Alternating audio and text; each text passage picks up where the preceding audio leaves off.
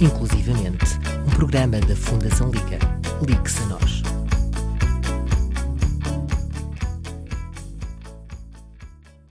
Bem-vindos ao Inclusivamente, o podcast da Fundação Liga, onde partilhamos boas práticas de responsabilidade social das organizações e as suas ações éticas e comprometidas com o desenvolvimento sustentável, equilibrando os interesses económicos com as necessidades sociais e ambientais, na construção de uma sociedade mais justa, sustentável e diversa, inclusiva. O meu nome é João Gaspar, sou responsável de comunicação da Fundação Liga e recebemos como nossa convidada Ana Margarida Azevedo, secretária-geral da Fundação AGEAS. Bem-vinda, Ana. Obrigada, João. Bom dia ou boa tarde a todos os ouvintes. É com muito gosto que estou aqui hoje para falar com a Fundação Liga e com todos os ouvintes. Muito obrigado por ter aceitado o nosso convite. Gostaria de começar este nosso momento de partilha com uma breve abordagem sobre os focos da Fundação AGEAS ao nível da saúde, envelhecimento e exclusão social das pessoas com deficiência e que nos desse aqui alguns exemplos de boas práticas nestas matérias. Vamos a isso? Vamos a isso. Bom, então, efetivamente, a Fundação AGEAS reviu a sua estratégia em 2021 e passou a ter como foco esses três problemas sociais, portanto, a saúde, o envelhecimento e a exclusão social de pessoas com deficiência. Trabalhamos isto através de 4 eixos de atuação, portanto, desde sempre, desde que fomos criados em 98, o voluntariado. Quando fomos criados como fundação era justamente para promover o voluntariado corporativo junto dos colaboradores do grupo segurador ao qual pertencemos. Depois fomos aumentando a nossa estratégia e passámos a ter um eixo de investimento social, ou seja, de donativos a projetos, de apoio financeiro e não financeiro a alguns projetos parceiros. E aumentámos depois em 2017-18 tendo uma escola de impacto, que são cursos de capacitação para pessoas em situação de alguma vulnerabilidade. Começámos com o primeiro curso em 2017, depois fomos crescendo. Atualmente temos o Relança-te, o Descodifica-te e o Multiplica-te. 3 cursos diferentes para públicos diferentes e que têm corrido muito bem. Também nessa vertente da capacitação temos um programa Ímpares que ajuda projetos sociais, portanto, ou entidades sociais a fazer escalar o seu projeto na comunidade, portanto, ou fazer escalar por Portugal ou fazer escalar dentro da sua ambição. Depois temos o eixo do investimento de impacto, que é o nosso mais recente e onde, de certa forma, estamos a ser pioneiros em Portugal, que são formas de investir nos projetos para eles crescerem e escalarem, mas se o projeto corre bem, o investimento pode voltar e depois ser reinvestido noutros. Pronto, estas são as nossas formas de atuação. Alguns bons exemplos que temos nestas vertentes, por exemplo, na área das acessibilidades tanto do público com deficiência, temos estado a trabalhar em parceria com a Access Lab para tentar criar política pública, tentar criar awareness, criar estudos sobre a deficiência, criar guias que ajudem a entender melhor a deficiência e a inclusão. Temos, por exemplo, o guia de símbolos, temos o glossário criado com a Access Lab. Tem sido uma parceria muito frutífera aqui na área do investimento social, onde trabalhamos aqui muito de forma robusta a acessibilidade para as pessoas com deficiência. Depois podemos focar aqui alguns destes projetos mais aprofundadamente. Eu gostaria de começar com a nossa casa, que é a Fundação Liga. E eu sei que temos aqui uma relação de muitos anos que mostra aqui a importância das relações em rede e da consistência de ações, que permite aqui um mútuo conhecimento das organizações e trabalharem de forma a que a sinergia flua de uma forma perfeita, porque há um autoconhecimento e trabalhamos todos para o mesmo objetivo. E temos aqui alguns números muito significativos só deste último ano, 2024 e 2025. 462 voluntários, 1.722 horas de voluntariado, em ações nos ateliês para aumentar a nossa produção, o que nos faz também ter aqui um aumento da nossa sustentabilidade, e também renovação de espaços, desde as salas do Programa de Saúde e Reabilitação, renovação de 4 salas da nossa Escola de Produção e Formação Profissional, o nosso bar, também alguns corredores e 4 salas de atividades do CACIM. Fora outras ações que fomos fazendo ao longo do tempo, nomeadamente o Jardim Sensorial e o Ateliê de Cerâmica e também a aquisição de uma múfula, que é muito importante para todos os nossos projetos que fazemos com as empresas e que nos garantem também aqui um incremento da sustentabilidade da Fundação Liga. O que é que gostaria de partilhar sobre esta casa, que eu já sinto que a Liga também é a casa da Fundação AGEAS? É verdade, eu costumo dizer à Cristina Passos quando vou lá que estou em casa, e ela nunca me nega isso, diz-me sempre que sim, que estou em casa. Nós trabalhamos com a Fundação Liga desde 2010. Eu entrei na Fundação em 2014 e lembro-me perfeitamente que um dos meus primeiros team buildings solidários foi na Fundação Liga. E efetivamente nós desde 2010 que temos esta relação de parceria, de proximidade, onde vamos fazendo estes team buildings solidários que efetivamente muitos deles servem também para aumentar a vossa sustentabilidade quando ajudamos a fazer as bonecas de papel machê ou quando fazemos ateliês de cerâmica, tudo mais, mas também ajudam muito a capacitar os nossos voluntários para lidar com a deficiência. Também ajudam a que eles abram os horizontes e que vejam que a pessoa com deficiência é muito mais capaz do que eles imaginariam.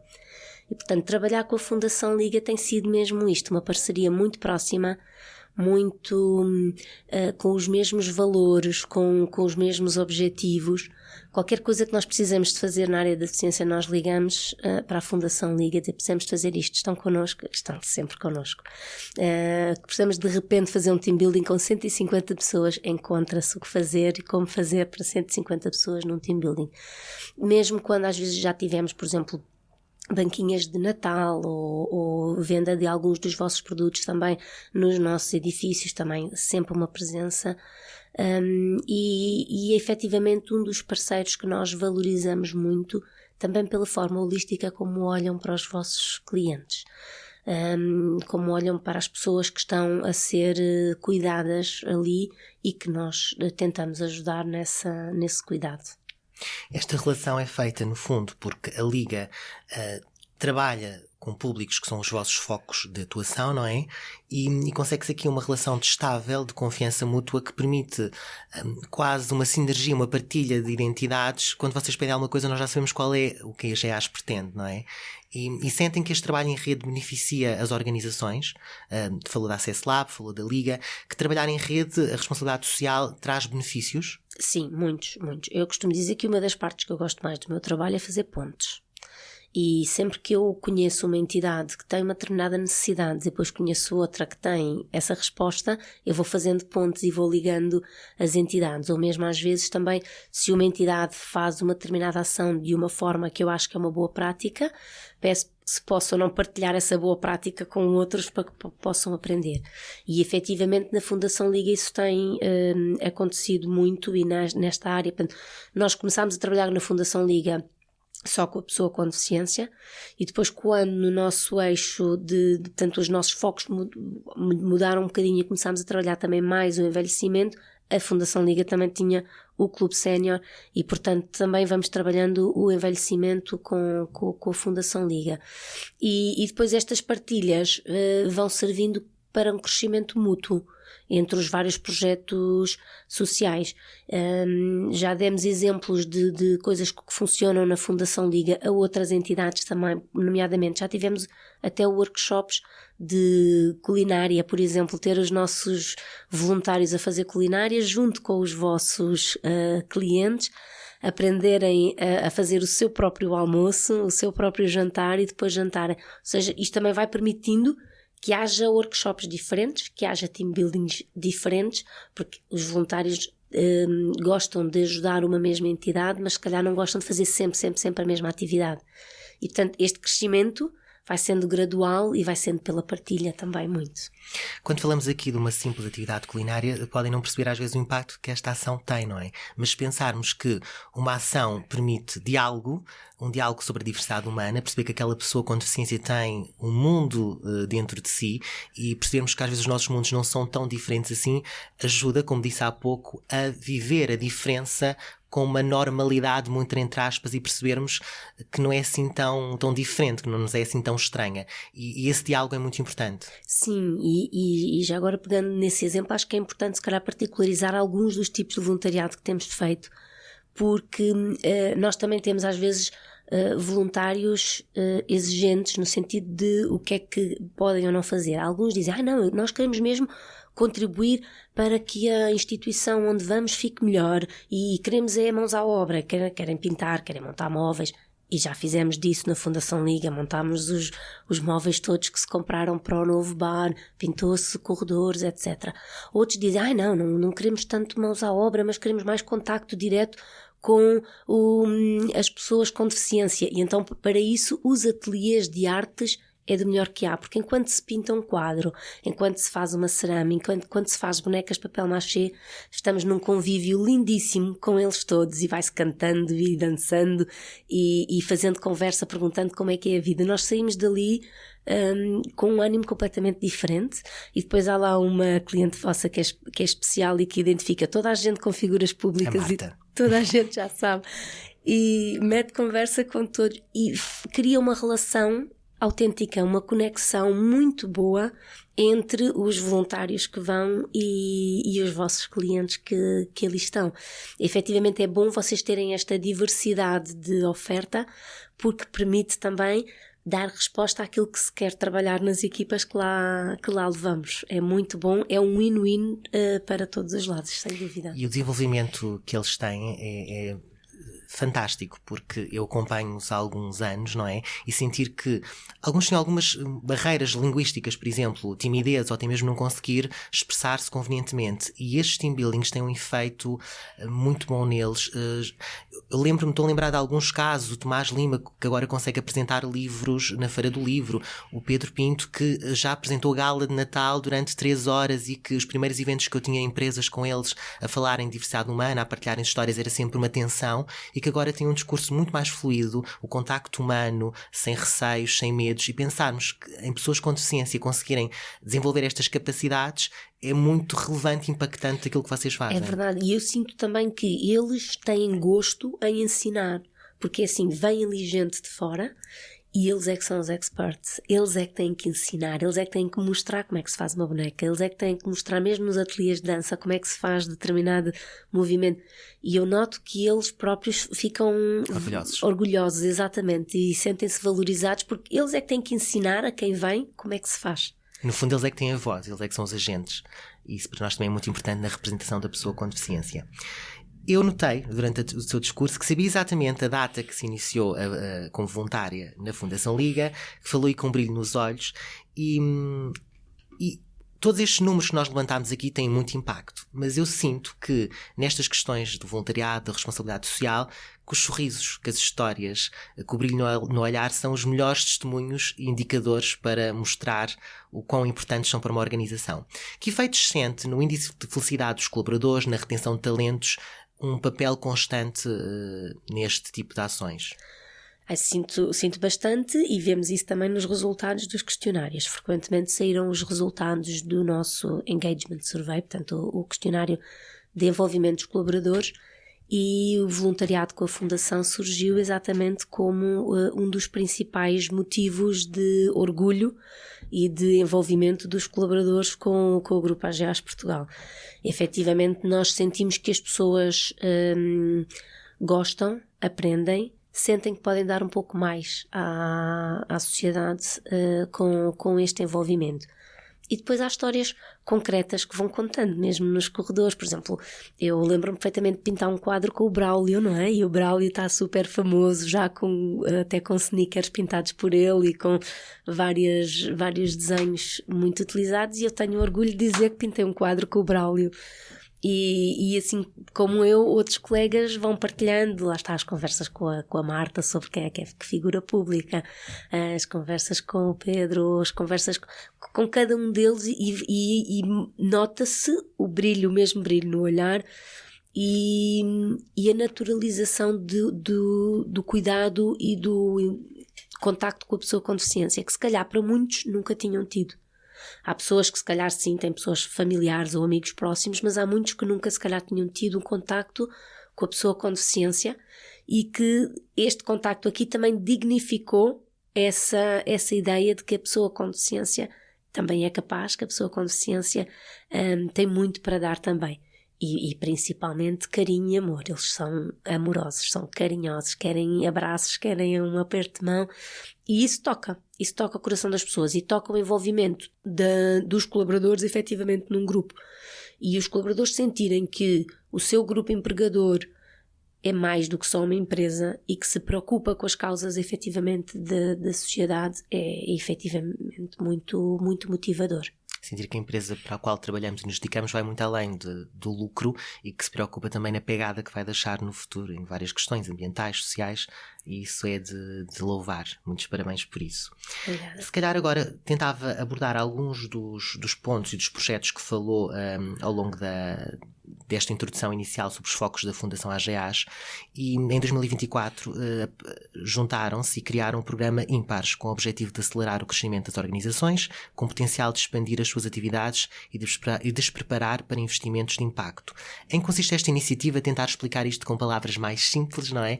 Porque parecem métricas assim difíceis de entender e acho que a Ana consegue traduzir isto. Sim, portanto, no aumentar das nossas atividades, na altura do confinamento do Covid, apercebemos que não podíamos trabalhar diretamente com os públicos-alvo, então fomos ver que outras necessidades as entidades sociais tinham, e a capacitação era uma delas.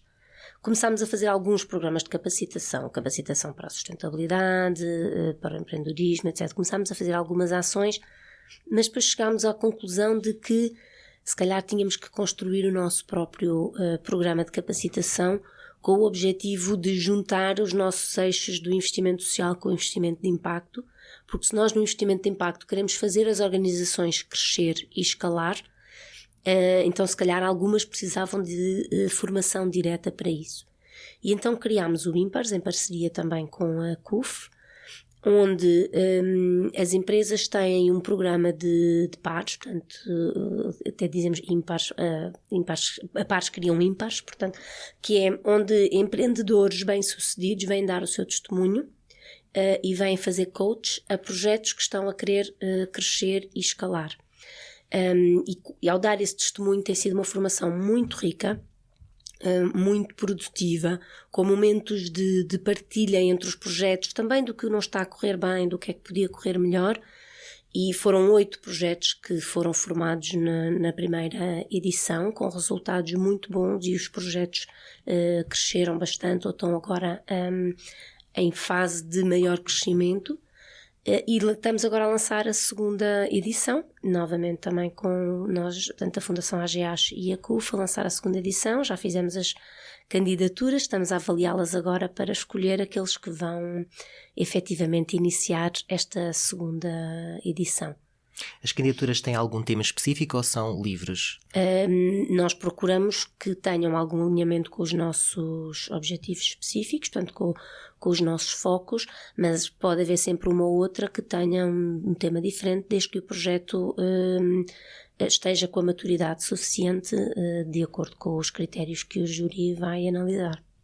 Falámos também da Access Lab, não é? E de trabalhar a cultura como motor de desenvolvimento e de divulgação da mensagem da diversidade e inclusão, nomeadamente para pessoas com deficiência e surdas, e que procura também, além de dar visibilidade, também influenciar a política pública. Quais são os resultados desta iniciativa? Como é que tem trabalhado com a Access Lab? O que é que nos pode transmitir desta parceria? Essa iniciativa com a Access Lab tem sido muito interessante. Portanto, a Access Lab contactou-nos há uns anos para o apoio à renovação de alguns espaços culturais. E nós consideramos que aquele apoio seria muito finito, ou seja, eram renovados aqueles espaços culturais e ficava. E então consideramos que podíamos desafiá-los a fazer uma coisa maior e que pudesse escalar. Então, em vez de nos focarmos em renovação de determinados espaços culturais, podíamos trabalhar o que é que se pode mudar de política pública, o que é que se pode mudar de boas práticas, como é que podemos influenciar ou fornecer guias que ajudem vários espaços a ter melhores práticas. Esta parceria foi então estabelecida com um protocolo a 3 anos, com várias métricas. Todos os anos tem um determinado estudo para conhecer um bocadinho melhor a acessibilidade ou para conhecer melhor as pessoas com deficiência e alguns guias, não é? Como eu falava há pouco, saiu o glossário onde explica alguns termos concretos ligados à deficiência, porque é que se diz uma coisa e não se diz outra, porque é que não se diz invisual e se diz cego, por exemplo, tem tudo isso explicado no glossário. já saiu também um guia de símbolos, e vão saindo assim vários glossários que produzam conhecimento e que estão abertos ao público. E depois vão surgindo também recomendações para levarmos a quem governa, não é? E fruto da iniciativa que desenvolvemos também com o Grupo AGEAS Portugal e com a RFM, que foi o RFM Sem Olhar a Quem, com a consultoria também sempre da Access Lab, também conseguimos levar esta mensagem mais longe, levá-la a muitos ouvintes, levá-la a muitos promotores de espetáculos, levá-la a decisores políticos também. Conseguimos inclusive reunir com a Secretária de Estado da Ação Social e com o gabinete da Ministra da Cultura para passar justamente quais é que eram as nossas preocupações nesta área, nomeadamente a política do bilhete de acompanhante, por exemplo, e tentarmos expandir este conhecimento entre todos e ver que melhores decisões se podem tomar. E já vai havendo alguns frutos, quer de pessoas, quer de artistas que foram integrando língua gestual portuguesa nos seus espetáculos, que foram integrando os coletes sensoriais, que foram integrando mais meios de acessibilidade, como rampas, como lugares especiais para pessoas com deficiência, às próprias reuniões de política pública que, em princípio, estão a ter efeito, e vamos ter aí novidades em breve nessas questões das acessibilidades aos espetáculos. Porque o acesso à sociedade, não é? Vai muito além do emprego, é o direito de ir a um restaurante, de ir a um espetáculo, e esta questão da literacia é muito importante, porque os próprios mídia divulgam termos como o invisual, que é amplamente difundido, e que não são os mais corretos, e nós sentimos também, e eu falo nós porque participa nestas ações de team buildings, que o primeiro impacto é o medo de falar, é o medo de não dizer a palavra correta, é o medo de magoar, e informando as pessoas e tornando-as mais sensíveis a certos termos também faz com que o diálogo seja mais pleno. Sim, e às vezes, na dúvida, é perguntar. E é mais vale perguntar, olha, como é que tu gostas que eu te chamo, como é que tu gostas que eu te trate, do que ficar no medo e evitar conversar só por causa do medo. Na dúvida, efetivamente é perguntar, mas passando a mensagem e difundindo conhecimento, obviamente que vamos uniformizando e desmistificando alguns desses temas que criam medo. Desde 98, não é? Já passaram aqui muitos anos. E falámos aqui de várias sementes que foi deixando, e é que a Fundação AGEAS também foi deixando aqui e ali, na cultura, nas políticas.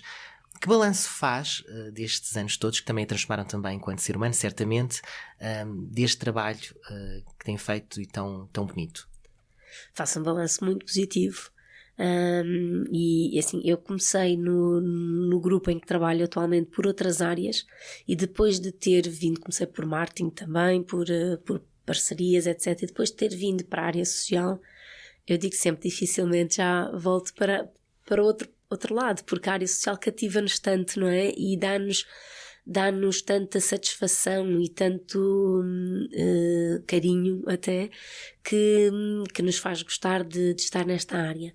E tenho um orgulho muito grande daquilo que a Fundação AGEAS é hoje, daquilo que cresceu, do percurso que fez.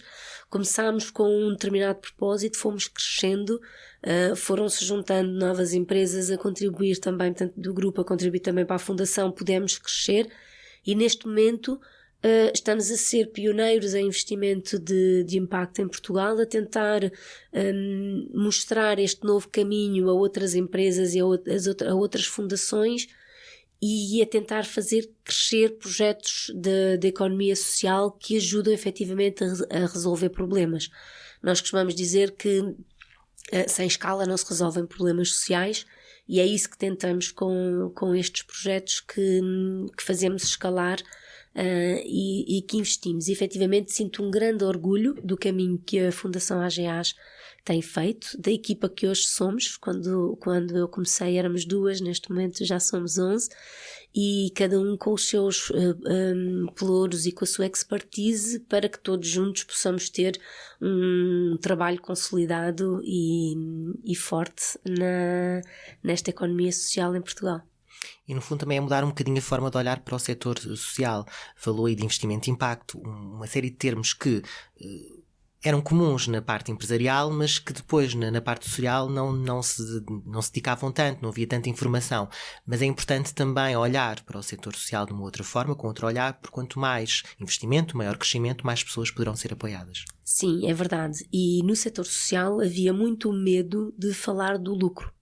Dizia-se muito que uma organização social não podia ter lucro ou não podia fazer o seu orçamento com lucro. Felizmente já estamos a virar um bocadinho essa agulha e a pensar de forma diferente e a pensar cada vez mais que as entidades sociais têm que ter a sua autossustentabilidade. Não podem estar subsídio-dependentes, não podem estar dependentes só de donativos. Porque os donativos não têm um compromisso necessariamente regular e chega ao fim do ano e não sabemos o que é que vamos receber no ano seguinte. E, portanto, trabalhar a autossustentabilidade das organizações sociais é muito importante também para dar a previsibilidade de o que é que nós vamos poder fazer nos próximos anos, que pessoas vamos poder continuar a apoiar ou não apoiar. E por isso nós batalhamos também muito nessa tecla em todos os nossos parceiros de tentar procurar que modelo, que negócio social, que modelo de sustentabilidade têm. E na parte do investimento de impacto também, em que efetivamente não é um donativo, é um investimento, pode ser feito através de um acordo de partilha de receitas, pode ser feito através de um acordo de equity, e em que aquele capital, se tudo correr bem no projeto, vai voltar e vai poder ser investido noutro, também já traz um paradigma diferente. De que o projeto tem que trazer retorno, tem que ter negócio financeiro, tem que, para crescer, ser autossustentável.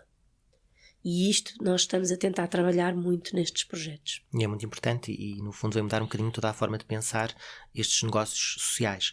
Depois só queria focar um bocadinho, porque já são muitos anos a trabalhar neste setor, e as empresas também mudaram um bocadinho o paradigma de comunicar as ações de voluntariado, o apoio que davam ao setor social. Que vantagens tem o primeiro receio que não queriam fazer publicidade nem divulgar as ações com medo, com aquele quase adágio de que a solidariedade ficava em casa, para agora que se faz mostra disso, alguma partilha destas ações, como é que mudou este paradigma e que vantagens tem? Isso por acaso é um tema muito interessante, porque até se repararmos, muitas vezes o Departamento de Responsabilidade Social Corporativa até estava ligado muito à comunicação e depois as empresas foram percebendo, não é o sítio ideal, tem que estar, ou tem que ser um departamento por si só, ou tem que ter outras áreas. E efetivamente esse é um ponto que houve mudança, porque, por exemplo, nós em termos de voluntariado comunicávamos pouco justamente para não ser aquela vanglória, não é? Ou não vamos estar a comunicar o que fazemos com os voluntários internamente, porque não vamos estar a mostrar vaidades. E agora há outras coisas que mostramos, mas que temos que mostrar com o devido cuidado, mas é porque os bons exemplos devem ser partilhados. E é principalmente isso, se há bons exemplos que existem e que trazem resultados, então devem ser partilhados para que outros possam segui-los, para que possam fazer da mesma forma.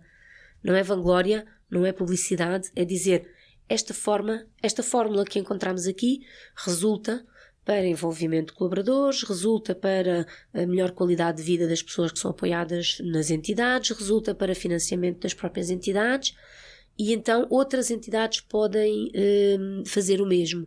Por exemplo, a nível do voluntariado, inclusive nós fazíamos parte de um cluster de voluntariado do Grace, onde fazíamos esta partilha de boas práticas, nós e todas as outras empresas que lá estavam connosco e que ainda hoje em dia já não estamos nesse cluster, mas continuamos amigos uns dos outros e que partilhamos os bons exemplos entre nós. A nível do investimento de impacto, por exemplo, a Universidade Católica fez um estudo de caso com o nosso exemplo de investimento de impacto e divulgou, e nós efetivamente divulgámo-lo também, porque mostra como é que se pode fazer. Se alguém quiser começar, saber que alguém já, no nosso caso, portanto, a Fundação já começou esse trabalho e poderem ver como é que fizeram e poderem aprender com aquilo que fizemos.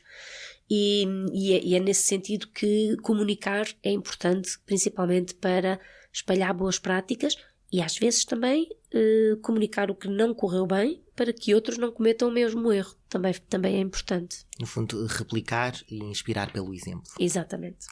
Obrigado, Ana. Para finalizar, que mensagem gostaria de deixar aqui aos nossos leitores e a quem se pode inspirar pelas boas práticas da Fundação AGEAS? Bom, mensagem importante é que, efetivamente, a diversidade e a inclusão são importantes na nossa vida, trazem muita riqueza e que não devemos ter medo de nos aproximar das pessoas que são diferentes de nós, das pessoas que têm características especiais, e se nos aproximarmos delas, elas ficam no nosso coração. Sim, e trabalhar com o coração. No fundo, Ana, além de uma função, é também uma vocação. É verdade, é uma vocação. Muito obrigado, Ana, pela generosa partilha. Foi para nós um gosto enorme recebê-la e tenho a certeza que também para quem nos está aqui a ouvir. Obrigado. Obrigada, João. Despedimos-nos com mais uma partilha. Temos encontro marcado no próximo programa. Até lá, inspire-se, seja inclusivo. Inclusivamente, um programa da Fundação Liga. Ligue-se a nós.